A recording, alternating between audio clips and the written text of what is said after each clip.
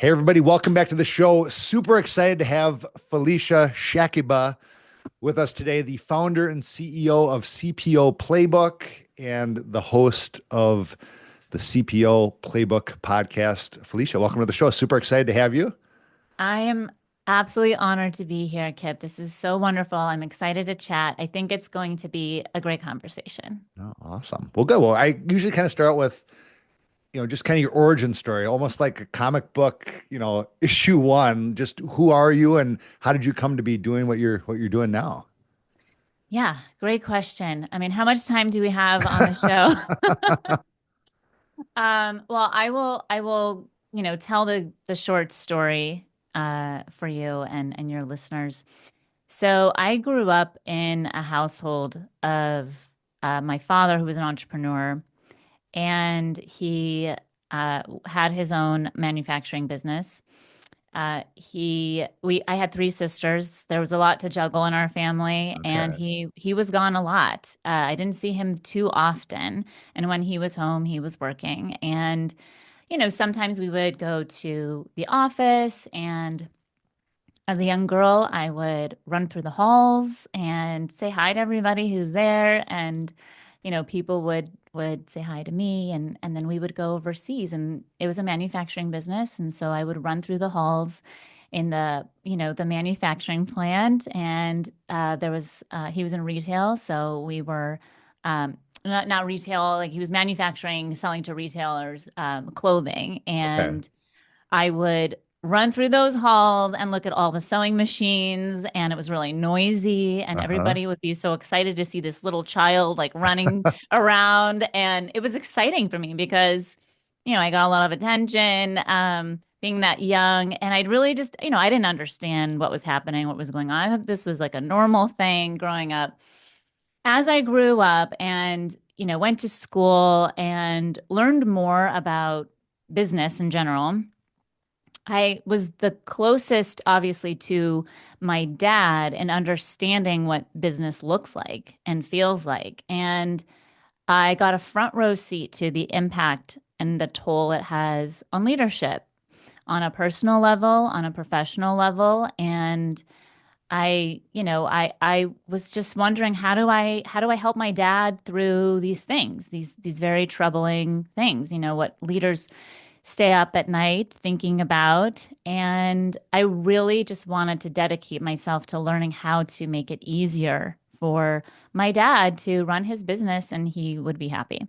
So that's kind of the story. And then I ended up going to school for my for industrial organizational psychology. So I'm a psychologist in that way. Okay. And I fell absolutely head over heels when I was in my statistics class. Really? Because yes, I did, because it was mind blowing to me to see the soft variables of people in Mm. a quantitative way. And it blew my mind. And I just thought I was good at math and I understood math well.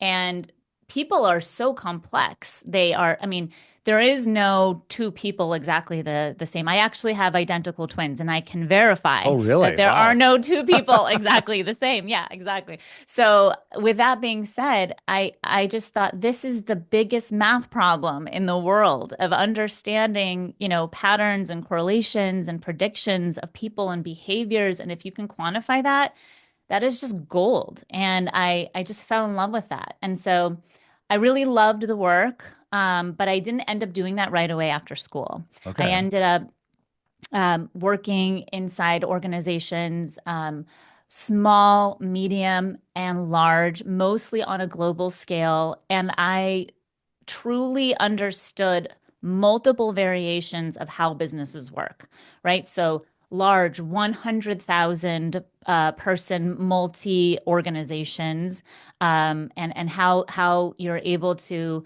drive culture from one section or function of the business to the other. Leadership development, I worked with Center for Creative Leadership and understood what are those methodologies, what are those assessments that you leverage in order to improve leaders. I looked at things from the HR business partner lens, both internally and externally. I looked at stages between businesses that were just starting up to, those that were raising for funding A, B, C, and D, and then, trying to, shrink. And what does Hmm. that transformation look like? And also working with different personalities, different levels, different structures. I really feel like my experience has just brought, you want to do something really well, you do it in multiple different environments. And I feel Hmm. like I did that. And so when CPO Playbook started, I launched it, oh gosh, years ago as my own consultant with my own business. And Okay. now we are doing all of those things with CPO Playbook. And it's just like it's a big honor to be invited into someone's like home, quote unquote, Sure. and really get into the details and the unspoken culture and understand what that is to make a difference. And I truly feel like I am one of those people that can do it. And so I continue to try, right? I Uh-huh. do the best I can. And if I can do it at the biggest scale possible, which is really supporting private equity and venture capital where they Sure. have multiple businesses, I thought, that is where I can really add value, not just one organization at a time, but across organizations and work with variables or factors and constructs that impact all the companies instead of one at a time. So that's Oh, kind very of good. the theory behind that. Very Yeah. good. So what, yeah, obviously you touched on this, but so what is CPO Playbook and what is the business? What do you do for Yeah. these So companies CPO or Playbook, portfolios? we have three different I guess services. One of them is free content with the CPO Playbook podcast. Sure. So we started this because I would go from one client to the next, and I constantly would repeat some basic theories, and, Right. and I thought, gosh, wouldn't it be great to just, hit record and then send this recording to every one of my clients? But it was a trigger, but it wasn't the reason why I started it. I just thought that leaders should have this information. They should, Hmm. really be able to leverage this information and learn from others. And it's constant and continuous learning for me, which is what I preach all the time. And so Yes. it was just a win-win-win for everyone. And so we have the CPO Playbook podcast. We're at nearly 100 episodes, so we're excited about Very good. that. Congratulations. That's excellent. Thank you. Almost. We're Yeah. almost there, but hopefully by the time people hear this, we'll be at 100, right? Yeah. Uh, and then the second offering is really around leadership, which is what I've been talking about so far. Yeah. It's executive coaching and executive coaching at scale. And so we offer, I have a Korn Ferry certification background, which is one of just a wonderful, wonderful certification around assessments for leaders. Okay. And um, we look at that at leadership and development through a quantitative lens and put together programs that truly make differences for either one-on-ones with leaders for executive coaching, or again, like I said, at scale, so the groups of leaders and those development programs. And then the third service is really around anything for consulting. So Okay. it could be our blueprint HR, which is around making sure you have the right HR technology embedded, you have proper leveling guides and compensation tracks. We also have Elevate, which is elevate leaders at every level of the organization and putting together that package. And we Okay. also have one-offs where people might need compensation analysis or market adjustment, and we do all that analysis as well. Our newest and most exciting service Uh-huh. that we are in the middle of launching is called PIA, which is a portfolio intelligence assessment. Interesting. And yeah, this is very interesting. It's very exciting. We are currently working with design partners to really design and build out the service. And what it essentially is, it's two different surveys, one for the private equity or venture capital firm, and the other survey is for the portfolio companies to Okay. take. And so we take all of the data from those surveys. We also look at observational data. So while we're working with those teams, we actually are taking notes on what we see from leaders and what we see from employees. We also do, depending on how big the portfolio company is, we do one-on-one interviews. So we collect qualitative data. And Okay. then we also collect organizational success metrics, which is like revenue or EBITDA or throughput or customer satisfaction rates. Mm-hmm. And we correlate all of that data to tell a story of what are the greatest factors that you can push or pull or you need to leverage in order to really do a value, proper value creation plan. And then once we're able to conclude on what those factors are, we do a rollout communication to the firm, to each portfolio company, and to the employees. So that Okay. communication is going all the way through. Everybody knows what those top challenges are, what leadership is going to be focused on in the next 6 months or 3 months to a year, what are the short term and long term goals. And then we put together what is the plan, right? So is it people are feeling undermotivated because they don't feel like they're being paid fairly. And so you're actually paying more for less productivity. Uh-huh. And Uh-huh. if that is the case, then we do a market adjustment and we talk about why those adjustments are happening and who those adjustments are happening to and why they're not happening to certain other people, right? So we're clarifying and really tightening communication and making sure that the firm, the leaders of the portcos and the employees are fully aligned. And that alignment, I tell you, Kip, it is so Yes. important. It doesn't matter what you do. If you don't have that alignment, you're kind of a sunken ship. And so we make sure that it's not just about the analysis, it's also about alignment and it's about making sure we're hitting the right levers to make the most value. So that's kind of the newest and greatest thing that we're working on Yeah, right that's now. incredible, Felicia. That's amazing. I'm trying. I mean, but honestly, it's just something that I feel like I like saw it, so Uh-huh. long ago, and I thought this is just so valuable. But it is really difficult to turn, soft variables into hard ones, into quantitative data. It's very challenging to do it. You have to clean the data. You have to get Yes. data integrity. You have to have valid, reliable factors, and and then you have to make sure that the survey itself is actually, appropriate in order Right. to measure what you're trying to measure, right?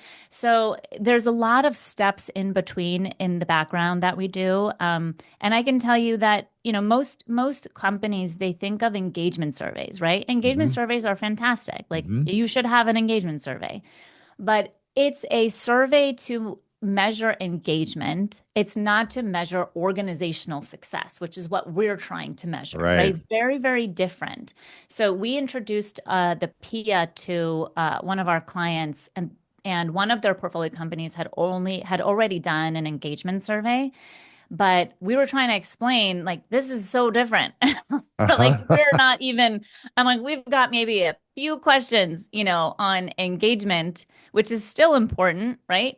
But we're really measuring what does success for a portfolio company look like? And what is leadership success in that type of environment, right? Right? Whether you are owned by a PE firm or you're inside a venture capital firm, what does leadership look like? Because that's a little different than owning your own company, right? There's different Absolutely. competencies, there's different levels of maturity, there's different decision making that happens, and understanding how to manage multiple stakeholders at different levels.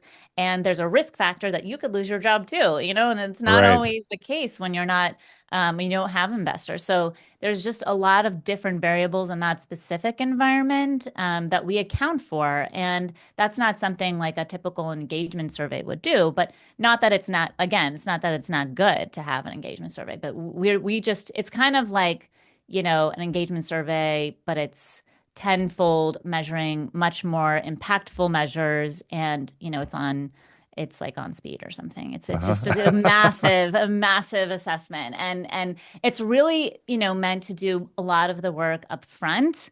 So you don't have to do all of that searching of where can we add value, or where's the opportunity. That could take companies or firms up to a year to figure out. Absolutely. Um, yeah, and we're doing it like all at once up front with as much data as possible. So we know exactly where to put our time. Yeah. So for you, so how is your over time, and maybe this is a two-parter, just your personal definition of leadership? How has that evolved over time for you? And then what are the principles of leadership that you're teaching or coaching your clients? Yeah, over time, over time, it really has to do with external factors, right? Like in a time of AI, what does Right. leadership look like? Yes. Right. So we're evolving. A few years ago, it was around inclusive leadership. That was the new competency. It was Hmm. like, if you're not being inclusive, you're not really getting, the right voices in the room. And if you're not getting the right voices in the room, you have poor decision making. Right. And so now we're kind of in, are you, resilient? I think you really Okay. have to be resilient and adaptable. I think adaptable more, maybe more so, but AI is like a wrench that got thrown into basic business practices, Yeah. and people are swiftly understanding that what made me successful yesterday is not what's going to make me successful today. And the faster leaders take that on and embrace that mindset, I think the easier it will be. But there was a couple of guys who I interviewed on the CPO Playbook podcast, and they were serial entrepreneurs in San Francisco, had sold their company to Workday. And Okay. I was asking them, I'm like, what is your, consistent pattern between all of these companies that you've done? And one thing that really stood out for me, it wasn't necessarily what they did. It was the fact that they knew people and were able to engage the same people over every company that Okay. they started. So as soon as they wanted a new company, they're like, Joe, Harry, Alice, let's go. And like they already had a team that was ready to rock and roll, Yeah. and the team trusted them, right? Hmm. So for me, I feel like that translates into trust in leadership. And that is one of the, if you will, like the constructs or the factors that we measure in our PIA analysis, is trusting leadership. And so then your question is, how do you trust leadership, or how do you build trust as a leader, right? For people to follow you, or for people to get behind you when things are down, or for people to stay with you and are loyal when you hit rough patches, right? It's not always going to be up and down, but when you do have those, it's not always going to be up, but when you do have those down moments in a business, you want to know, can you survive? And the way that you survive is if you have people saying, we believe in you. We Hmm. believe in what you do as a leader. And I feel like that translates completely. And so what do you do to build trust? I think fairness is such a big factor in this. If you are a leader and you are not practicing fairness, and rigorously, and fiercely loyal to fairness, Uh-huh. you will definitely have a hard time. Hmm. Sooner or later, you will definitely run into some roadblocks, no matter how loyal or friendly you are with people. Uh-huh. That's just the bottom line.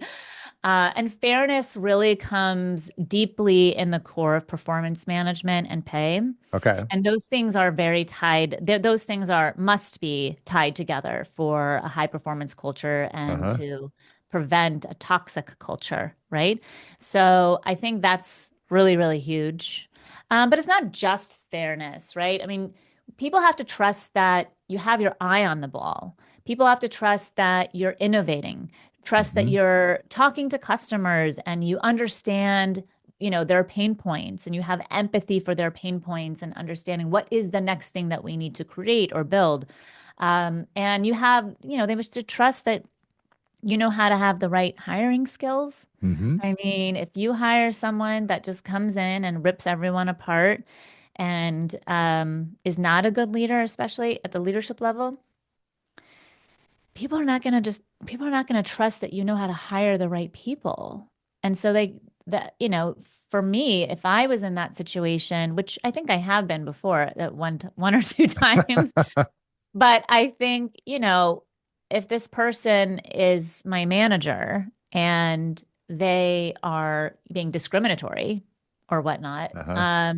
how can I trust that even if this person leaves, that the organization is make sure Right. that they're not going to hire someone like that Right. again? Why should I stay here, right? So I feel like those things are really important. And kind of to your second question, which is like, what am I talking to clients about today? And I mean, I definitely think it's those variables, but Mm-hmm. I also feel like executive coaching is it's very unique to each person's development plan. So it's not just a one size fits all. I know a lot of coaches might do that, but it's not what we want. We look at leadership not as a course, but as an understanding where is the business going and then understanding what are the competencies that you have, what are the competencies that you need in order for this business to succeed at this stage, and Mm-hmm. then closing those gaps. So every plan for each organization should be different. It should look a little bit different. What you might see that are important, factors that are important for for leaders in manufacturing plant might be very different than a technology company. Right. So it's really specific to the environment that you're in, to the stage of organization, the industry, and what you have now and how you want to not compensate, but complement with other leaders, in order to make that leadership team really whole and healthy. Yeah, very good. Any like, I don't know, innovative approaches to leadership that you found that have, particularly made a big impact? Um, I think that there's a lot of understanding how things get done. Okay. So I'll give you an example. Um, I hear this all the time between private equity, venture capital firms, and I think about them as leaders too, Right. right? I mean, Right. they are actually the leaders of Yes. the portfolio companies, Uh-huh. right? So I listen a lot to the things that they say and then how it gets communicated to Portco leadership. And a lot of it is like numbers, sales, customers, and it should be. I'm not Uh-huh. saying you shouldn't. I'm Uh-huh. saying that those are all important things, but it is so difficult for leaders to actually put that plan into action when the communication is just that, Mm-hmm. right? It's like explaining or collaborating or identifying goals that are specific to how you get there is a much deeper, richer conversation around Yes. leadership growth. It's not about, putting up a sign or some statistics that just say, here's where we're at, and here's how much more revenue we need to get, and go Yeah. get it, Tiger. Right. Right? I mean, Yeah. that's not a plan. The plan is, okay, here's where we made a lot of our money. What do the customers look like that double down on our services? What stage were they at? What were they thinking? And then moving to, a year later, okay, what is their thinking process now? What does that look like? Do we have the skills and abilities to support the needs of our customers for the future? What are they worried about? I mean, really putting together the story of how are we serving our customers? And then backing into, do we have the talent, knowledge, skills, and abilities to serve the needs of our customers? I mean, you Mhm. really have to dig. And if you're the surface level conversation of we need to make more money, that is just not happening, right? So when I think about innovative approaches to leadership, it's like there was an interview I did with the head of executive search at Snap. Okay. And he was talking about, well, I was asking him, like, what kind of leaders do you look for?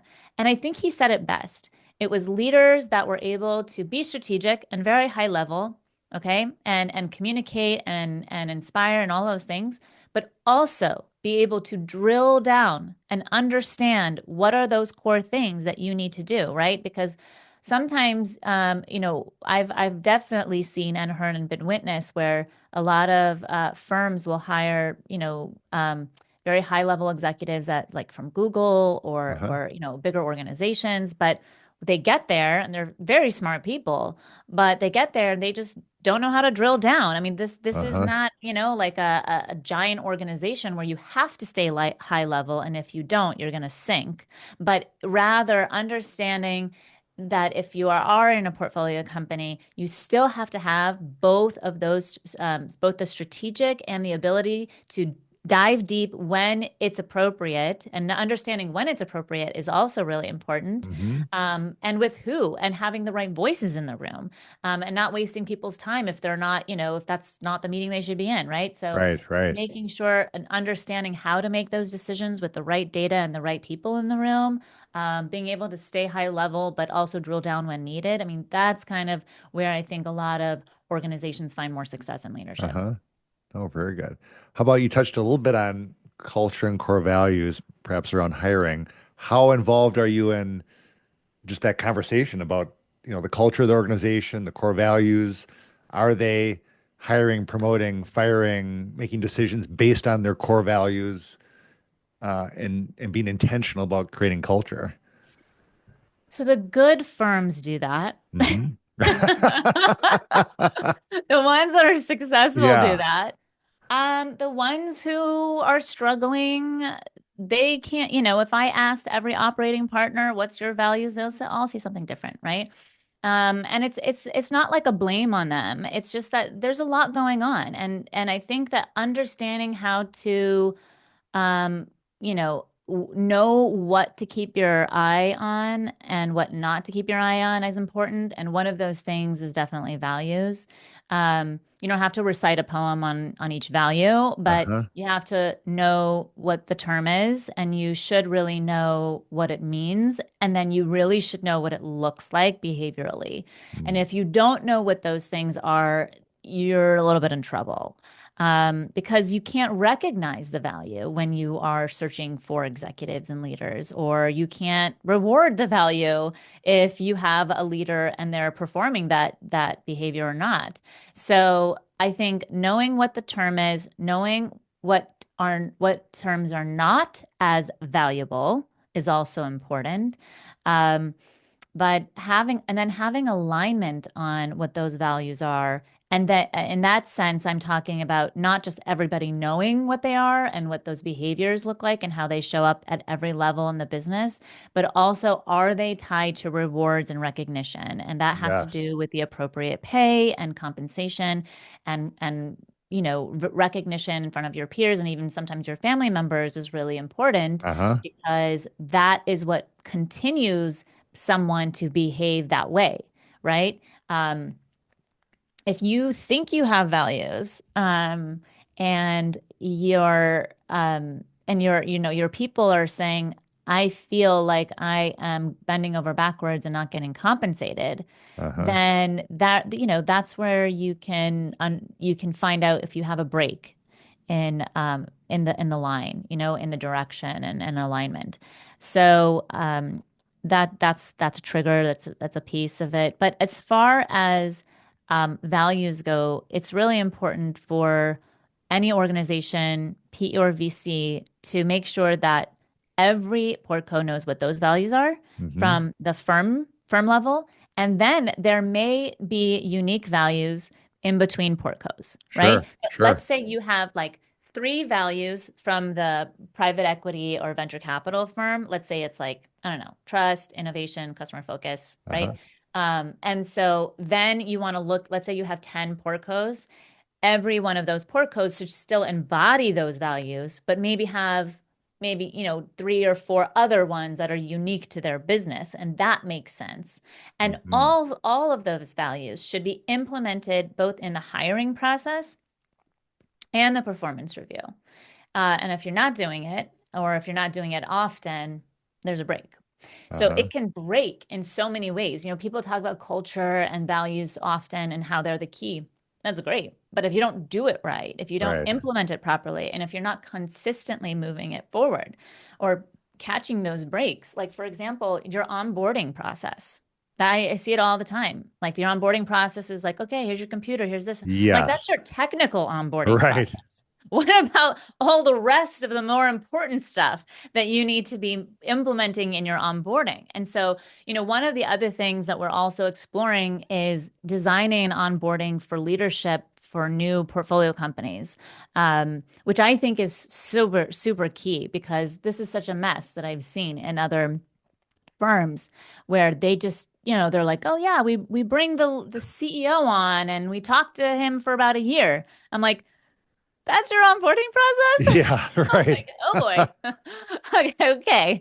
So just for your listeners, and I think that a great onboarding process is actually starts at pre-boarding. Right. Hmm. So pre-boarding, you are learning everything you obviously can about the business, about the individual, about all the leaders at the top, not just the CEO, but also the CEO's team, Hmm. executive team. And the onboarding is starts at pre-boarding and it's with all the leadership. And also making sure you have the right leadership, right? And are they the right leaders for moving forward? But if they are and you're moving forward and you end up investing in that company, then it's really about aligning on values, aligning on processes, right? How are we going to implement those values? That's process. Uh-huh. And how are those things, what is the differentiators or unique things that are going to be for the portfolio company versus the firm? And making sure that, okay, how do we measure this? How do we calculate it? How do we make sure that it's going to continue this way?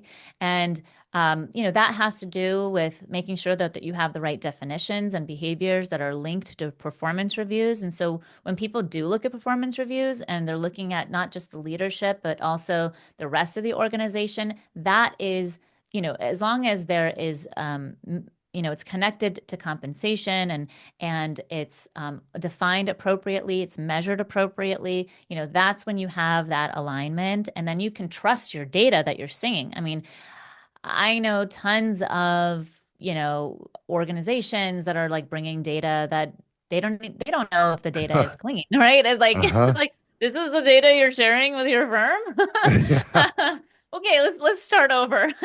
I mean, constantly, even in just deploying the PIA, the surveys, we do an extra step and we want the highest participation rate ever. So we're constantly saying, okay, you have, 50 people in production, only 4 people or 5 people have taken it this week. But if you do it another way, and you say, okay, you have 5 people, in your office, and like let's say customer service, 5 people in customer service, and you have 6 people who responded that they were in customer service. Yeah. Right. Your data is dirty. And if Yes. your data is dirty, then imagine what other data that you have that's dirty, right? There, it just becomes this like peek into, if this is not right, what else is not right? And how are you calculating things? Are you doing it consistently? Like, who's doing it, right? So all of this data piece that is really just the first step. And again, like if you're trying to link it to values and culture, it's like you really have to be super like just regiment on how you collect and validate data in order to get it right, to report it properly. And then you can also start, looking at, okay, how are we going to implement values and culture? A lot of the values and culture, that is super driven by leadership. There's just no doubt. I mean, you talk Mm-hmm. about performance, you can talk about compensation, but if all of those things are working and your leader is not behaving in alignment with those values, good luck, my friend. I have no other words for you, but the leaders also need to be accountable. And I see this so often where the leaders are promoting, oh, these are the values and these are, what we're supposed to do. And then the leadership is saying, well, I don't need to take the performance review. I'm the CEO. And I'm Right. like, you're the Yep. number one person that actually must take that Right. performance review in order for us to have any really clue in what's going on in your organization. And if we don't know, we can't help you.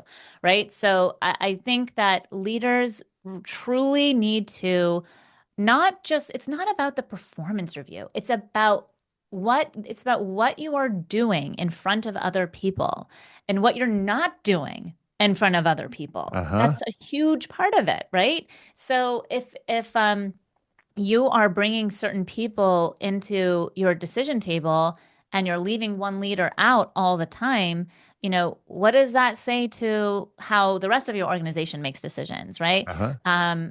It's just a really big piece of the puzzle. And if you don't, if I'm a leader in any organization, just pretend you're being followed by a spotlight. And Uh-huh. if you can pretend that you're being followed by a spotlight, you'll be a much more aware of your actions and your behaviors, more so than you would be before. But that is truly the way it is. And again, it's not just about what you're doing, it's about what you're not doing, what you're not saying, if you didn't reply to that email, that might be really important. The length of time between your not responding to the second response, that Yes. is huge. It's so big because Yes. I know this because I speak to employees all the time, and sometimes their complaints is like I sent this email out but didn't hear back, so I was just waiting on my leader's decision, and this fell through. It's like, well, we should look at and that is just a host of problems, right? That's like your system that you're using. Is it your technology? Is it your relationship with the leader? Is it the fact that you wrote you know the wrong question, or is it the lack of one-on-ones that you don't that Mhm. are not in your your weekly plan? Is it, there's just so many things that can go into that, and you look at it from so many different levels, but at the end of the day, that's the problem, right? If you're not getting the responses or the answers that you need, and that's just one piece of it. If you're seeing that one behavior happen all the time, imagine what else is happening, right? That's should be happening. So there's a lot of little cues that you can pick up on to have a good idea, or have a good inference on what may or may not be happening in the organization. Sure. How involved are you in thinking about or helping your clients think about just their strategy to attract? When you talk about building high performance teams, to Mhm. attracting and then retaining high performance leaders within the firm or within the port call. How is what's the strategy, or Yeah, I how mean, are you involved are am I? you are you as part of your work, are you helping organizations and leaders think through what is the strategy to attract high performers from Google or other places to come here, and then how do we keep them? Yeah, 100%, 100%. Again, it has a lot to do with fairness. Your employee value proposition is really what we're talking about here. Okay.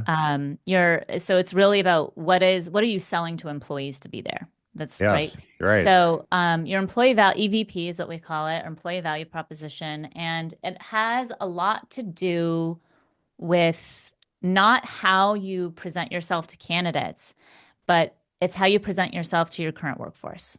Uh-huh. So if you think about it, if things are not going well internally, it's going to be 10 times harder to present that through interviews, through screenings and recruitment, through reaching out to others, uh, fixing your Glassdoor rating or your LinkedIn posts from your company. You're able to get many more referrals from your current employees that enjoy working there, Yes. right? And so if you ever want to think about recruitment or scaling your business or attracting top talent, it's not about having the greatest places to search.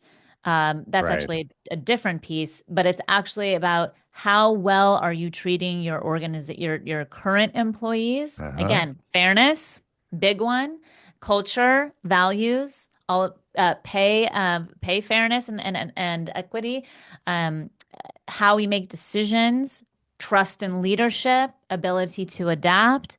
All of those things employees are constantly looking at, Yeah. and pretending you have a spotlight. Those are all the things that you need to do, which is really, do we have a great workplace? Yes or no? And that really, I feel like that comes with an engagement survey, is really understanding the quantity of that as how engaged people are.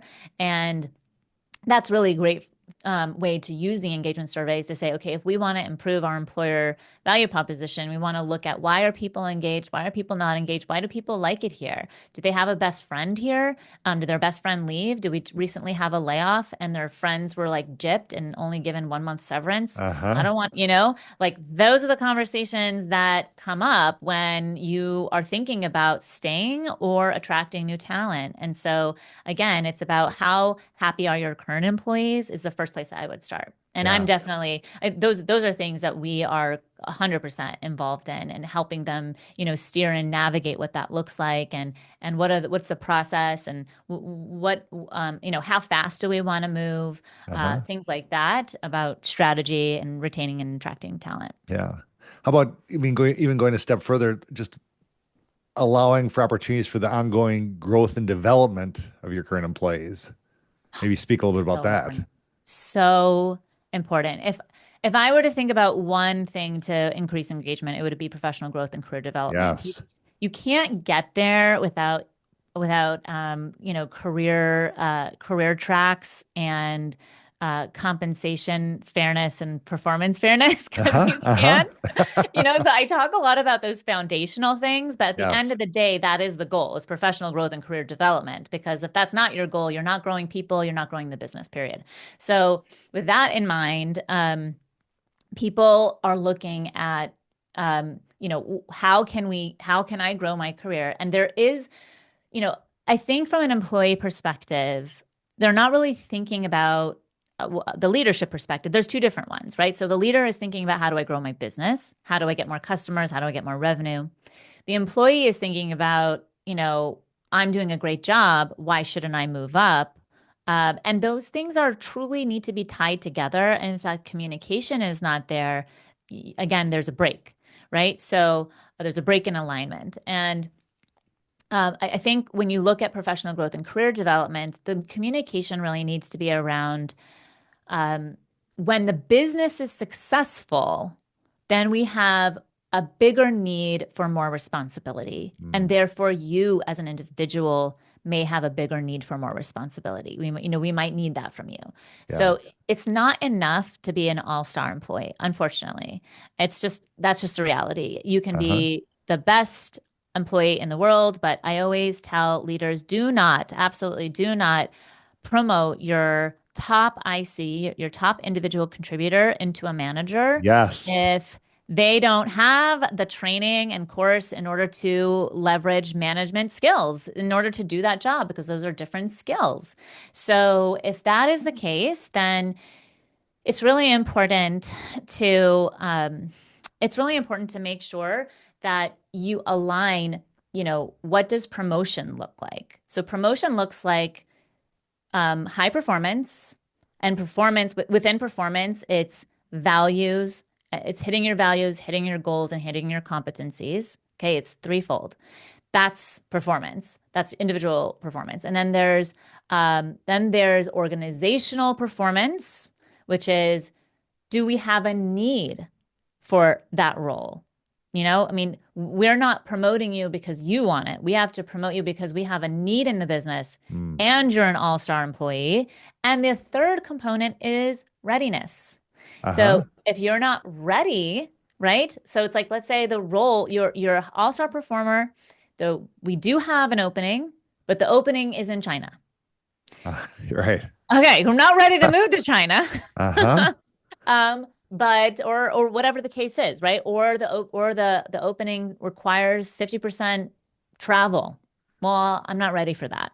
Uh-huh. So there's these multiple components, multiple factors. And then in addition to that, if you are ready, you should already be showing competency, like that you are performing at the competencies for that role. So a Mm. lot of organizations are saying, okay, we want to promote you, and now you're going to learn the competencies for the next level.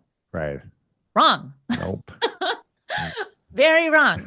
So let me explain. So you want that person, it's almost like oh my gosh, I can't remember the word, but it's like emerging leaders. Emerging Okay. leaders. You Okay. should have an emerging leaders program that allow, and this is anywhere from like 30 employees. It doesn't have to be a lot of employees. You can still have a program like this in small organizations, but you Hmm. have an emerging leaders program that basically says, if you are interested and in leveling up and learning more, you're going to go to a 1, 2, 3 year program. And that could look like just managers getting together once a quarter. It could mean having a mentor. It could be understanding what the competencies are and then, spending 10%, 20% of your time learning what those competencies are and practicing them, right? There's just different levels of ways to do that. But at the end of the day, this emerging leaders program should allow someone to reach the next level of competencies. So when you are ready for that opening and the organization is saying,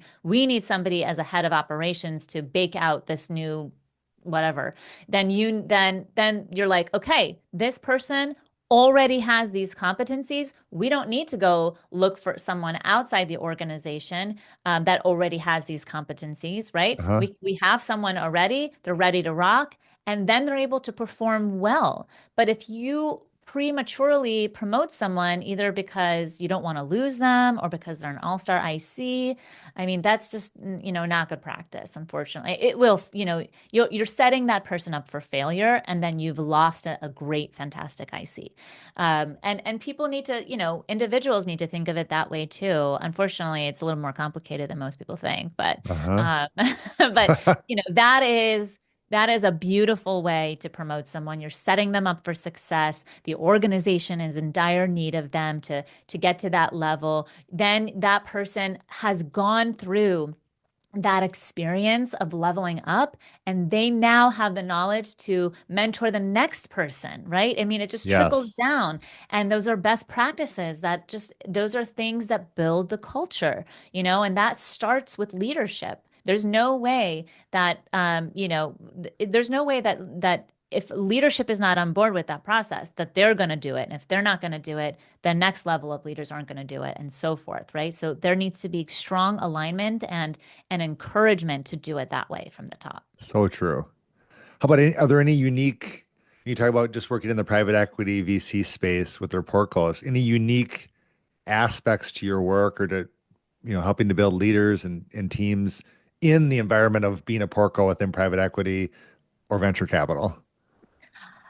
I mean, I think I feel like the biggest thing that stands out is adaptability, Mm, for me. And maybe that will change tomorrow. I don't know. But, right. it's, I Got to be think that adaptable. exactly. Exactly. Uh, I think adaptability is so important. And it's not about just being willing to adapt. It's about knowing when to adapt and knowing Okay. when not to adapt, Mm, right? Because um, first, there's specific ways that a PE or VC will operate, and those are the things you probably need to do, right? I mean, they've been doing this for a long time. You've allowed them to invest in your business. They are a stakeholder. You have to have some sort of leniency into some of the things that they want from you. So, as a leader of a portco, you have to be able to adapt to those things.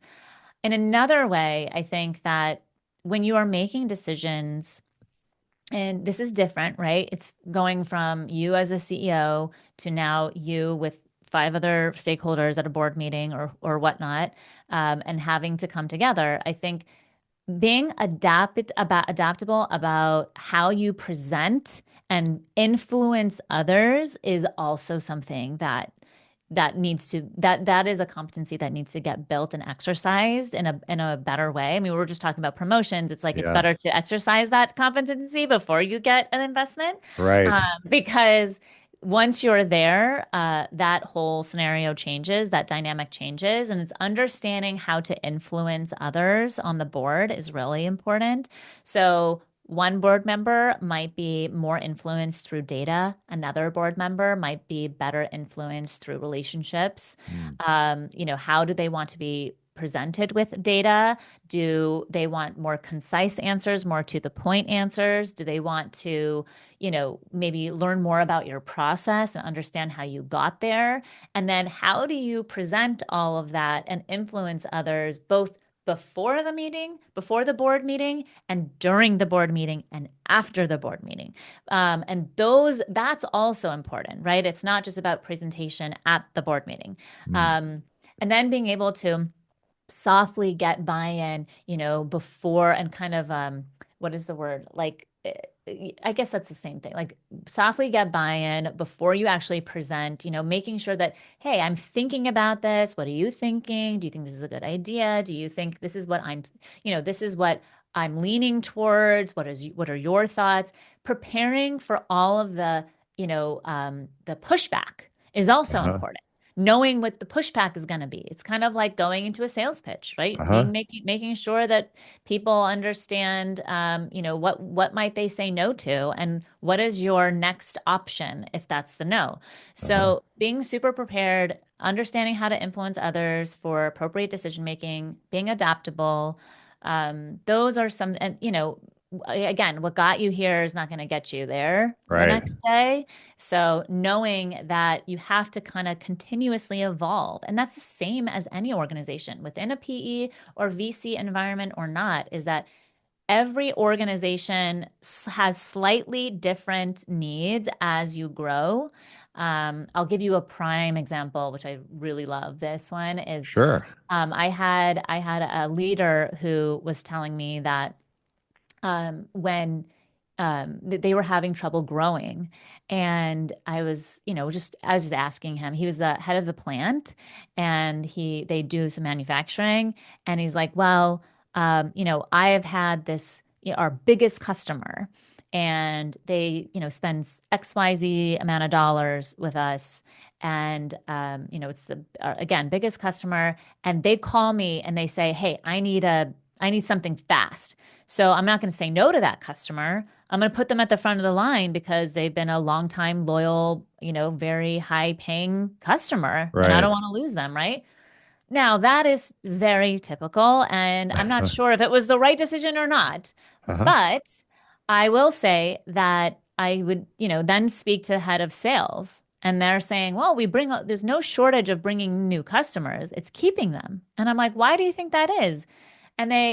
And we're like, we weren't sure. And then we were thinking about it. And I'm like, maybe because after their first or second order, they don't get it on time, because these bigger customers are in the Yes. front of the line. And I'm Mm-hmm. like, Mm-hmm. that would make sense, that would, so how do you balance that? You can't do things the way you've done it before. Maybe that was important when you were just a few employees Right. or under 10 or Exactly. under 20, maybe, right? You've got one or two giant customers that you depend on. So that makes it important. But now you're growing. You have to do things differently. You're growing in a different industry or a different direction, or you have new services, or, maybe you have to be a little bit more flexible on pricing when you're innovating a new service, Uh-huh. things like that. And if you're not thinking about adapting as your organization adapts, you're just not going to grow. And that's just the bottom line. And I'm not saying that was, in this particular case, it was the right or wrong decision. Actually, I would never know, right? This is their Right. business. They know it better Right. than I do. But what I can say is that I can understand why that might happen. And maybe the reason that maybe because we don't know exactly, then the next step is to find out exactly why, that customer experience is not 5 stars, right? So, and verify that that was the good decision or not. But because they don't know if it was, that's the problem, Yes. right? Right. So, with that being said, again, it has a lot to do with, if you want to grow, you need to adapt. You need to get a new wardrobe, start dressing differently. Uh-huh. Maybe eat healthier, streamline some things, and always be questioning and coming to the table with good questions is also a great way to get there, right? It's not saying I don't know. It's saying, how do we understand more so we do make a good Right. decision? And how do we bring more, maybe voices into the decision-making table where we haven't heard them before? Maybe you have to start collecting more information from employees that are under you, your direct reports and so forth. So we have a better understanding of what's really happening throughout the organization, right? And that's really what a leader should be doing. I mean, they should be collecting data, quantitative, qualitative, all the time. That's going to help them get them to better decisions, which breeds leadership trust, which holds your employees, which allows you to grow. And that's I feel like I don't think every organization is going to ever do that 100% Right. right. Hmm. You're never going to do it 100% right. And being okay with that is part of the process. It's part of growing. I'm definitely okay with that in my business. I'm not going Uh-huh. to get everything right, Right. but I sure am going to get as much data as I can. And I'm going to be okay with making decisions where I don't have all the data either. That's important too, is that you do the best you can, you make the best decisions, fail fast, make sure that you know that if this is the wrong path, that you're able to retract and move in a different direction as quickly as possible. And everything is going to be okay. We're all going to Yeah. be okay. That is called being a leader or an entrepreneur right there. There you Yes. go. How about, any, I don't know, future trends or opportunities that you're most excited about, and maybe how you're positioning CPO Playbook to capitalize or benefit to those, or even your portfolio clients? Yeah, I mean, I think we are definitely moving into a more quantitative, data-driven, people analytics world. Yes. Um, I have great, great, great friends that had just stand up, some professional groups across the nation, even across the world around doing more around people analytics. It's something that we're trying to do more of with the PIA assessment. We're really excited about that. We're looking for design partners right Uh-huh. now. Well, more of them. We've done already some. So we're really excited about that. We think we have something really special no one else is doing. And to be able to potentially predict success with the assessment, I think is really unique and special. Um, and we have a lot of that experience. And so again, I think it's around making sure that leaders, VCs, operating partners, and PE firms are more data driven around people strategy, which helps both internally and externally about finding and retaining and growing talent, which eventually will, bring you rewards in your organization and in your success. So, human capital is the biggest number one expense, and it's Yes, it also an is. investment, right? Hmm. It's also the Right. biggest investment in any organization. So, CPOs, chief people officers, I think we hold the cards on a lot of things, but it's all about partnership, and it's about alignment and making sure you guys are all swimming in the same direction. And it's okay if it's the wrong direction, but as long as you're swimming in the same direction, you all figure out that that's the wrong direction together. Yes. And again, so I think people and firms should really double down on more quantitative data around assessing organizations and being able to do that, hopefully with us, with the portfolio intelligence Right. assessment. And Yeah. we're ready. We're so excited. We've gotten our initial data already. And I'm just, twiddling my fingers going, gosh, I've got pots of gold here. What do I do Yes. with it? It's so exciting. It is. It really is. So we're thrilled. We've got a lot of firms coming up to us and asking more questions about it. Very And good. hopefully we'll be able to come on the show next year and tell you all about our data. So that's the Absolutely. plan. Yes. How about looking back, Felicia, any decision or action you would say that's been, most pivotal to your success so far? I think just practicing what I preach. Okay. I mean, it's really easy to tell other people what to do. Right.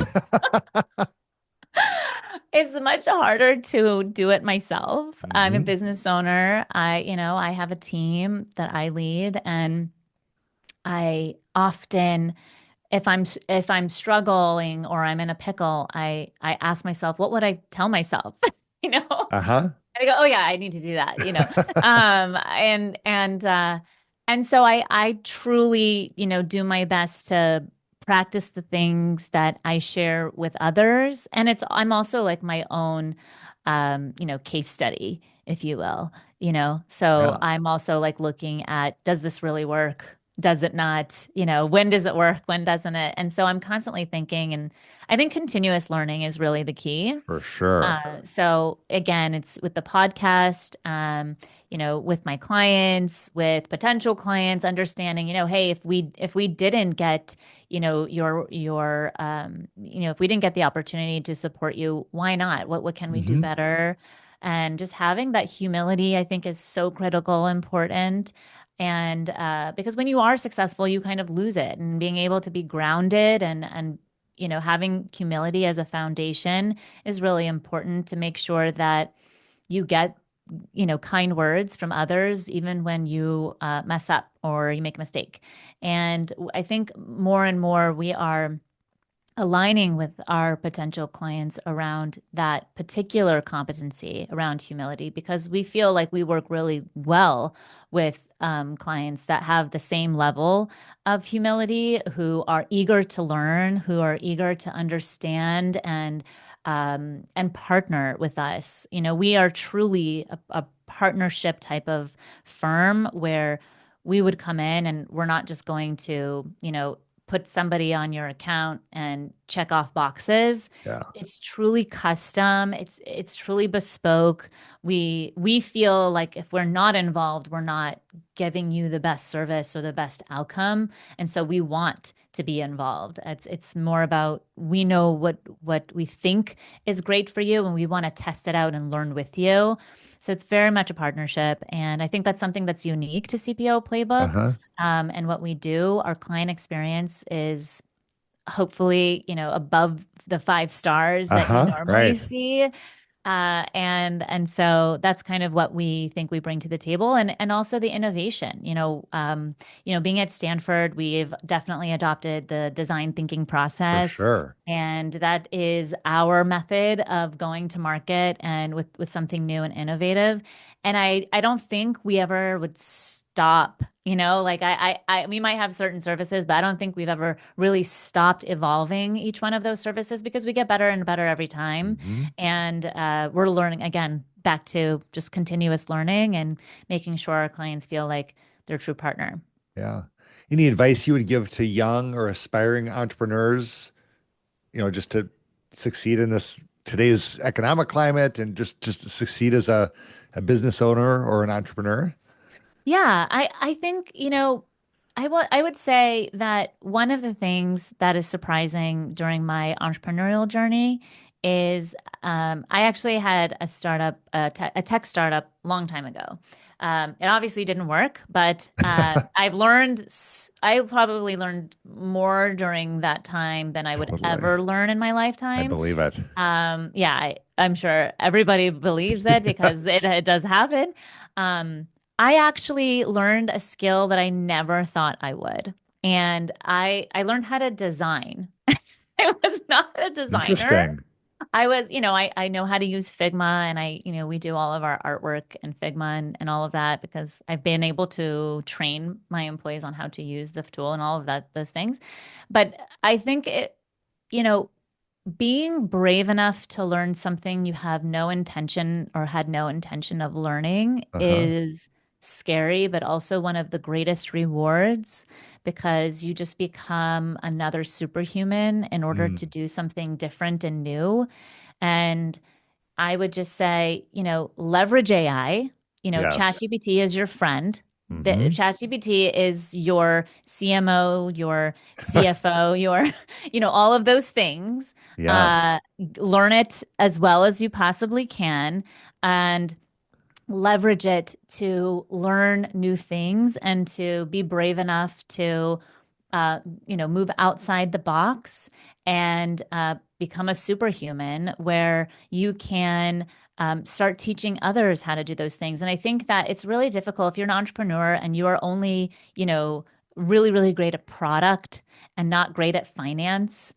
Don't, don't, my advice is, don't rely on someone that knows how to do finance to do your finances. Uh-huh. If you are going to be a CEO, if you're going to grow your company, you have to have some level of understanding of finance and product and people and everything else Mm-hmm. in order to lead your team and then be able to learn more from them as you need them. But at the end of the day, if you know one or two or just three functions, that's going to be very challenging, Yeah. right? How are you going to collaborate well? How are you going to verify or validate someone else's work? How are you going to ask them great questions in order to push them to do more? Um, and have one-on-ones. Please, please. I can't stress this enough, is have meaningful one-on-ones with your team. Okay. This is so important. And I know I hadn't even mentioned it yet until this point, but this is key. There is no such thing as, oh, I see that person every day and I talk to them on Slack every day and so forth. That's great communication, but having a one-on-one, what did you do this week? Where are you blocked? How can I help? What's going well? What's not going well?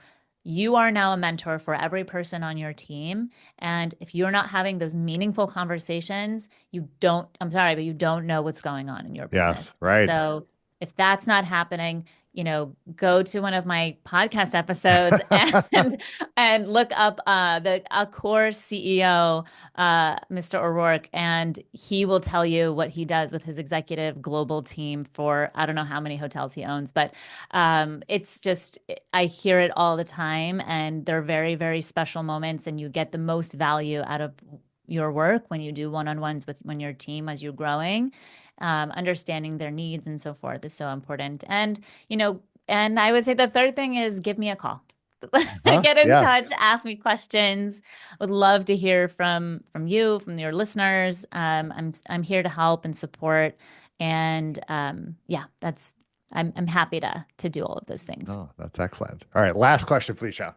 Okay. Success. What is your personal definition of success? And you can take that in any facet of your life or any direction you want, but how do you think of success for you?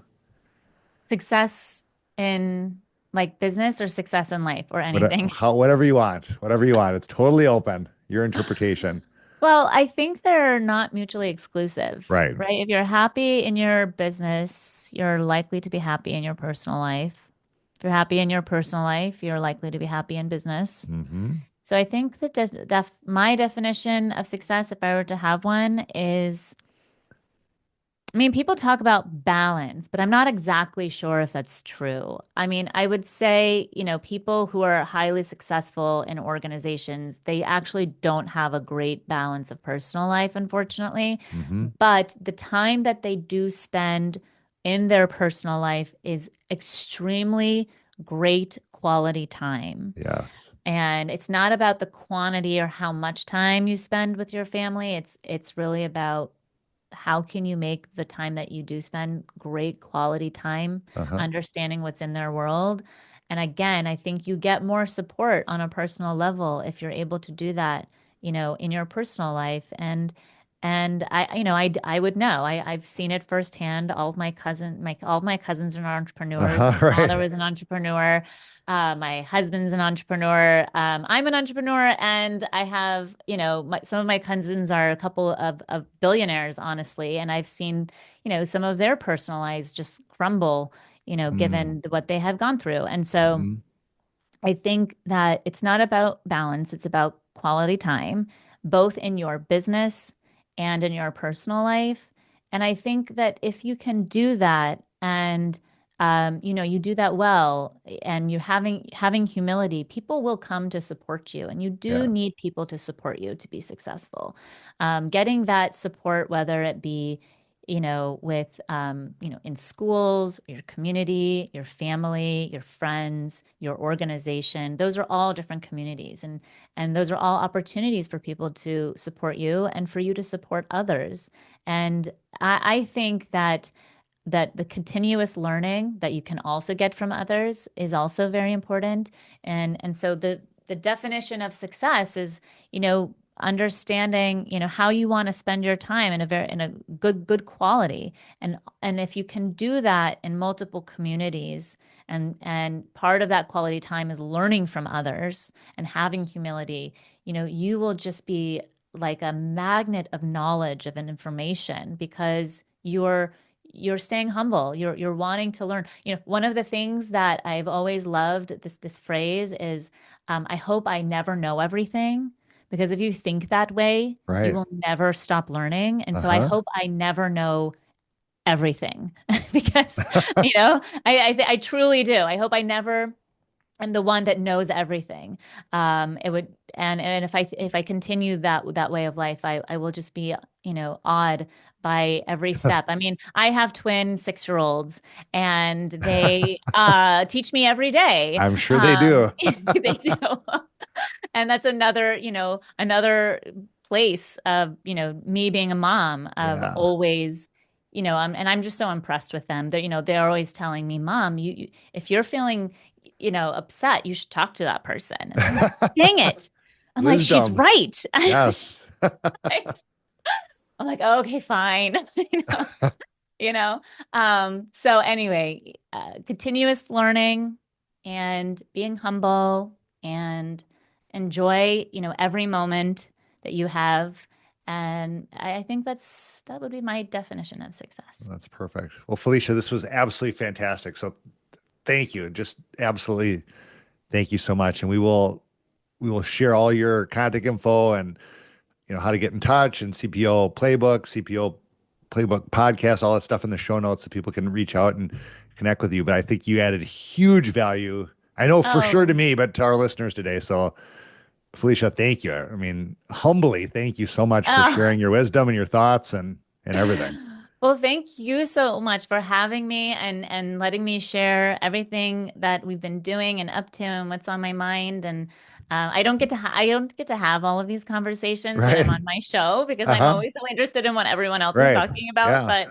But this is so nice to be able to do this. Thank you for the invitation. And yes, I'm happy to support you any way I can too, Kip. Awesome. Well, thank you for sharing yourself with us. So thanks, Felicia. Appreciate you. My pleasure. All right.